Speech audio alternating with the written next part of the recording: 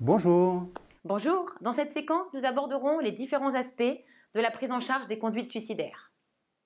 Pour cela, notre pratique quotidienne s'appuie sur deux textes fondamentaux que nous vous invitons à consulter. Les recommandations de l'ANAS, parues en novembre 1998, concernant la prise en charge hospitalière des adolescents après une tentative de suicide, et la conférence de consensus d'octobre 2000 sur la crise suicidaire, la reconnaître, la prendre en charge.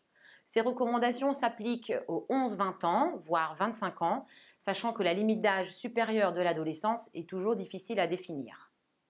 Dans cette séquence, trois grandes parties seront abordées: l'accueil aux urgences, la réponse hospitalière et le projet de sortie, sur la base de la triple évaluation, l'évaluation somatique, psychologique, enfin sociale. La première phase se situe aux urgences dans le plus grand nombre de cas, avec d'abord l'examen somatique, dans le respect de la confidentialité, dans un climat d'empathie, de proximité relationnelle, comme on l'a déjà vu dans les précédents diaporamas. Les soins prévus seront présentés dès que l'adolescent a un état de vigilance qui le permet, et il ne faut pas hésiter à nommer les choses, notamment à annoncer le cadre d'hospitalisation, qui sera d'ailleurs plutôt strict dans un premier temps, mais on y reviendra plus loin. L'examen somatique est indispensable, il permet d'établir la gravité immédiate ou différée et d'orienter le jeune dans le service adéquat, qui peut être la pédiatrie bien souvent, ou la réanimation plus rarement. L'examen somatique a une valeur symbolique car il donne un peu sa dimension au geste suicidaire, il démontre son caractère non anodin. Ça permet d'approcher les difficultés psychologiques indirectement, car l'adolescent a exprimé son mal-être avec son corps. Il réclame des soins somatiques, souvent en plus, qui n'ont pas forcément de lien avec l'auto-intoxication. Il y a des douleurs abdominales, des céphalées, des soins de scarification.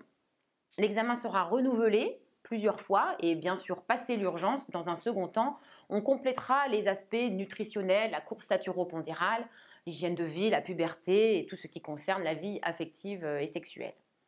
Un bilan sanguin va s'imposer dès les urgences et puis renouvelé en cas d'intoxication médicamenteuse grave. C'est un bilan classique. On n'oubliera pas de rechercher les toxiques sanguins et urinaires. Un dosage d'éthylémie peut parfois s'imposer et on pensera à éliminer une grossesse chez une jeune fille. Dans certains contextes, on fera des recherches de maladies sexuellement transmissibles. Et puis, s'il y a un contexte de confusion ou d'agitation, ne pas oublier l'intoxication au monoxyde de carbone. Alors, quant à l'évaluation psychologique de la tentative de suicide, elle se fait dans les 24 heures suivant le geste, si les conditions somatiques, évidemment, le permettent. L'évaluation pédopsychiatrique proprement dite se fait en dehors de tout danger vital imminent ou inquiétude vis-à-vis de l'intégrité somatique du patient. La temporalité est importante. L'évolution ne se fait pas dans un moment de tension souvent contemporaine d'un geste qui bouleverse le fonctionnement familial habituel. Le contexte est calme, il garantit l'intimité, la tranquillité et la sécurité. Alors, non seulement de l'enfant et sa famille, mais aussi des soignants. Ce contexte s'accommode mal, par exemple, de l'ambiance des services d'urgence. A l'inverse, une évaluation trop distante peut ne pas favoriser l'expression d'une émotion plus riche dans les premiers temps suivant le geste. L'évaluation doit tenir compte des représentations parcellaires de chacun des protagonistes. Elle se fait ainsi dans un contexte permettant d'entendre l'enfant et son milieu de vie, parents évidemment et obligatoirement, mais aussi école, famille élargie, amis de la famille. La connaissance de ces différentes représentations permet non seulement d'avoir une vision plus précise de l'événement, mais est en soi thérapeutique en permettant un partage et une reconnaissance des émotions et des représentations subjectives de chacun. Alors, l'évaluation se fait donc idéalement en hospitalisation, si le plateau technique le permet. Oui, si un recueil des premières plaintes du patient et son entourage est indispensable par la richesse des émotions et des informations données, c'est aussi les différentes rencontres des soignants avec le patient, sa famille et son entourage, donc lors de l'hospitalisation, qui permettent d'affiner l'évaluation d'un geste souvent incompréhensible au premier abord. Il est consensuel d'étaler l'évaluation sur une durée de 3 jours à 1 semaine. Au terme des rencontres et de l'évolution des plaintes, se dégagent des signes de gravité qui prennent en compte le contexte de vie du patient, d'éventuels antécédents personnels ou familiaux, une pathologie sous-jacente. Mais faut-il recueillir forcément le plus d'informations possible aux urgences? Alors, bien qu'il soit préférable d'avoir ces informations le plus rapidement possible, il ne faut pas s'inquiéter d'un point obscur ou d'un mystère vis-à-vis d'un élément de l'interrogatoire que l'on reprendra plus tard. On recherche des informations synchroniques et diachroniques sur le geste. Est-il scénarisé, impulsif? Y a-t-il quelqu'un à proximité au décours du geste? Des précautions sont-elles prises pour ne pas être découverts ou au contraire pour être visibles? La létalité du moyen utilisé, couteau, médicaments, précipitation, et sa représentation sont appréciées sans banaliser un moyen moins dangereux qu'un autre. L'intentionnalité, bien que très suggestive et pouvant varier selon l'interlocuteur, doit être évidemment prise en compte. Est-ce qu'on peut repérer des facteurs déclenchants ou empêchant l'acte suicidaire? Voilà une bonne question. Les antécédents personnels et familiaux de gestes suicidaires et de pathologies psychiatriques sont évidemment pris en compte. La santé mentale s'élabore, s'évalue par des questionnements sur les projets de vie, sur des questionnements à propos de l'avenir du patient, ainsi que son comportement, des conduites à risque ou des abus de substances. Et elle permet de détecter d'éventuelles pathologies psychiatriques, mais aussi des traits de personnalité dont on se méfie particulièrement. D'accord, mais lesquels? Alors, le désespoir et l'impulsivité sont deux traits corrélés avec un risque de passage à l'acte accru. La dépression et les troubles de l'humeur sont des signes de gravité, évidemment. Il nous paraît essentiel ici de rappeler que les antidépresseurs lèvent l'inhibition avant la tristesse et le désespoir chez un patient déprimé et favorisent donc, si leur prescription n'est pas suffisamment encadrée, un passage à l'acte. Concernant les parents, sont-ils présents? Il faut savoir s'ils ont été informés. Est-ce que le geste semble leur être destiné? Et quelle est leur réaction immédiate? Est-ce qu'ils sont mobilisables? Ce premier contact doit permettre de démarrer l'alliance et de prendre le temps d'expliquer le cadre de soins. Avec les parents dont tu parlais, Delphine, on peut aussi revenir sur des antécédents dont le jeune ne veut pas forcément parler, son insertion sociale, sa biographie.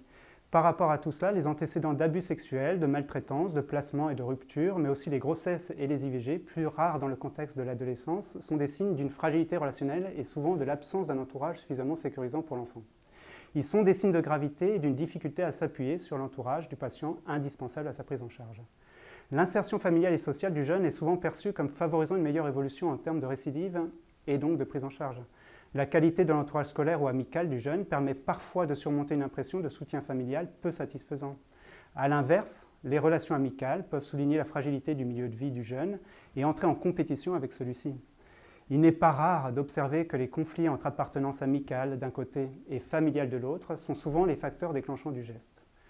Certains parents nous disent que, par exemple, c'est lors d'une interdiction à des sorties avec des copines ou lors de ruptures amoureuses que le jeune réalise une tentative de suicide. Alors, en résumé, malgré l'impossibilité de généraliser cette hypothèse, on peut dire qu'un geste scénarisé, pour lequel on ne retrouve aucun facteur déclenchant, avec une intentionnalité et des moyens létaux, réalisé dans un contexte visant à empêcher une intervention de sauvetage par un patient isolé ayant connu des ruptures familiales et qui présente une pathologie dépressive, un trouble de l'humeur ou des abus de substances, sont autant de signes de gravité. Les ruptures familiales sont symboliques des négligences, des maltraitances, que réelles, comme un décès ou un placement. Un antécédent d'ETS est en soi un signe de gravité et le plus grand facteur de risque de récidive. Un antécédent de tentative de suicide doit inviter à réfléchir d'emblée à une hospitalisation dans un service de pédopsychiatrie. Enfin, le troisième volet, c'est l'évaluation sociale. C'est l'analyse du contexte social de l'entourage, la situation scolaire, professionnelle, son niveau d'adaptation. C'est l'assistante sociale qui peut intervenir lors de l'hospitalisation et qui pourra nous aider à récupérer les informations précieuses concernant les jugements antérieurs, les droits de garde, l'autorité parentale, les aides éducatives en cours ou encore les modalités de placement.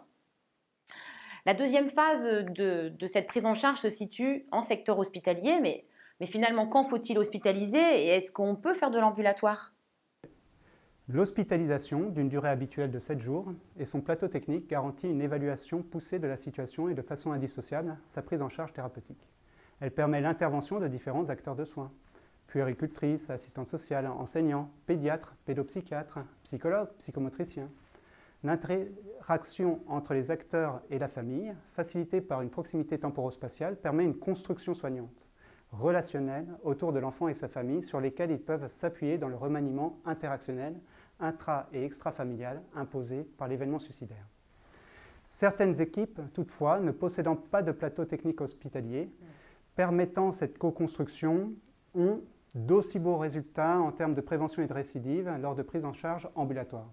Cette dernière demande alors une même exigence d'interaction entre soignants et familles quotidienne. Donc les principes au cours de l'hospitalisation, ce sera la poursuite de la triple évaluation, on l'a dit sur un temps minimum de 3 jours, sachant qu'en moyenne, une semaine va s'imposer et que c'est un partenariat pluridisciplinaire avec, dans l'idéal, un référent qui sera désigné et qui sera garant du cadre. Alors justement, à quoi sert ce cadre? Est-ce que tu peux nous en dire un peu plus? Alors, le cadre répond à des exigences d'abord de protection, de sauvegarde.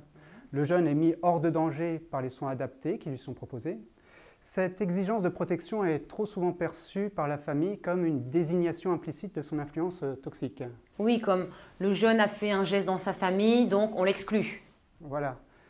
Le cadre ensuite évite la banalisation d'un geste qui peut être compris comme une tentative de modifier les interactions entre les membres de la famille et le bain social de cette famille.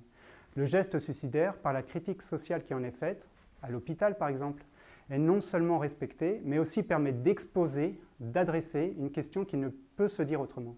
Le risque d'un geste passé inaperçu ou trop vite tu est la récidive, plus bruyante, plus dangereuse.